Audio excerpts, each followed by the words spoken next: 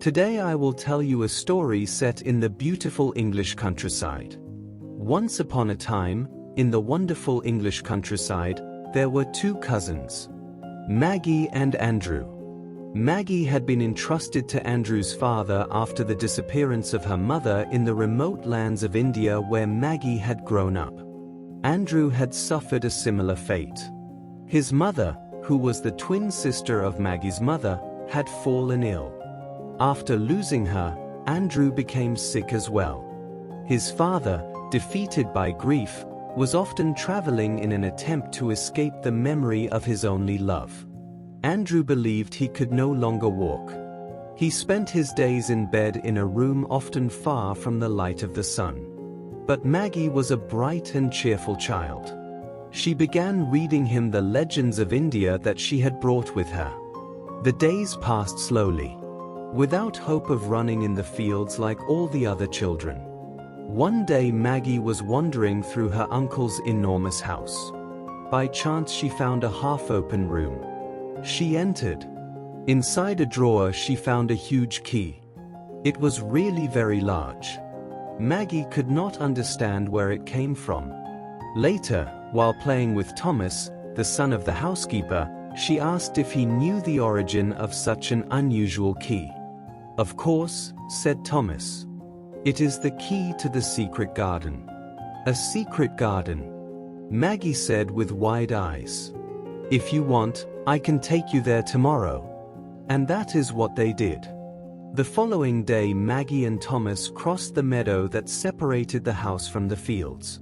They reached a gate that no one had ever dared to open. When they arrived they saw that the door was covered with a tangle of roots and branches. They had grown without order and even covered the keyhole. With patience the children cleared what was necessary. Then they entered. The garden must once have been wonderful. But after years of abandonment it was very sad in that forgotten state. So Maggie and Thomas decided to bring the garden back to life. They wanted to surprise Andrew. Maggie began going there at dawn, when the sky was still dark. She crossed the garden as one crosses a memory, with respect, and with a quiet determination. She cut the dry branches, but gently, as if asking permission from the poor dried plants. She cleared the paths. Every stone that returned to the light felt like a small miracle. She planted new seeds. But above all she awakened those that her poor aunt had left behind. Bulbs of hyacinths and cream-colored tulips, golden daffodils, and small groups of little lilac flowers called crocuses. They bloomed first and seemed to shine even in the shade. Near them grew small yellow primroses that seemed to smile at the first sun. She brought water, and the water brought color.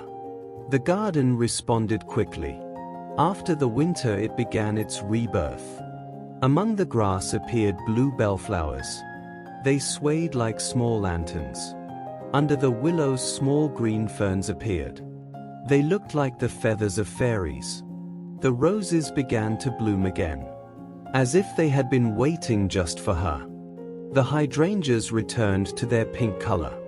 Later, with the help of some old rusty iron in the soil, they changed. They showed shades from yellow to lilac and blue never seen before. Maggie had learned how to care for plants in India.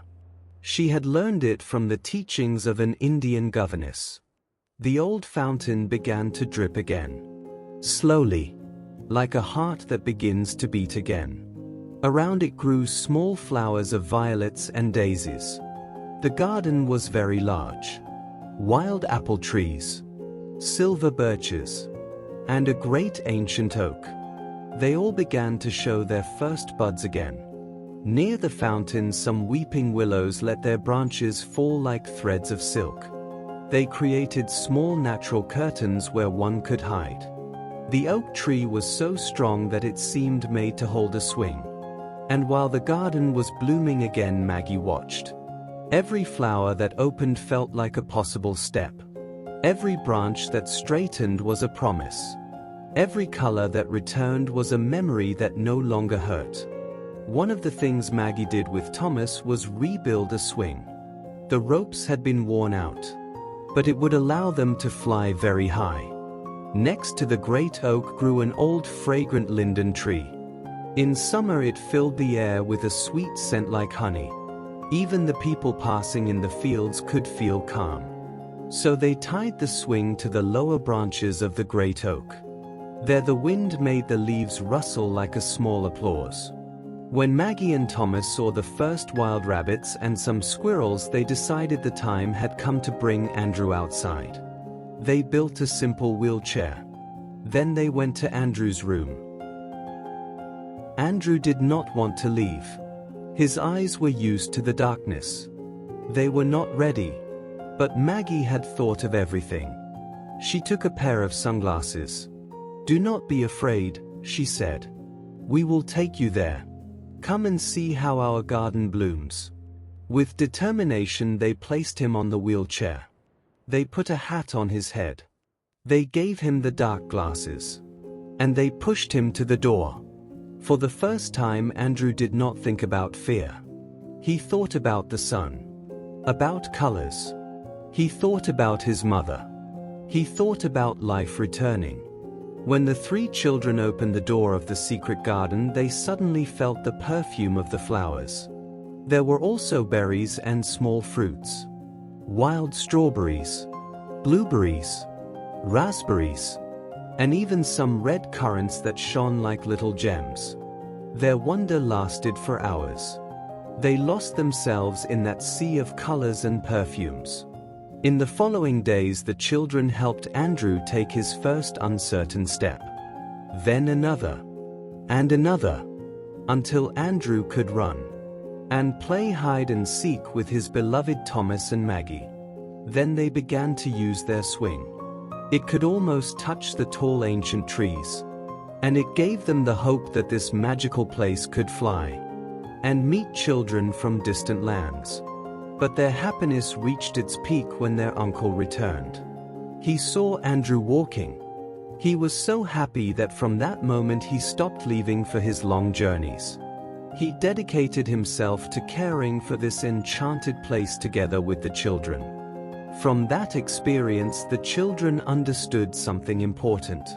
Love and nature can be a therapy.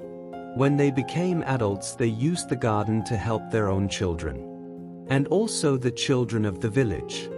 And even children from very distant places. If you enjoyed this story and my fairy tales, tell me where you are listening from. Write it in the comments. I would love to know where in the world my stories arrive.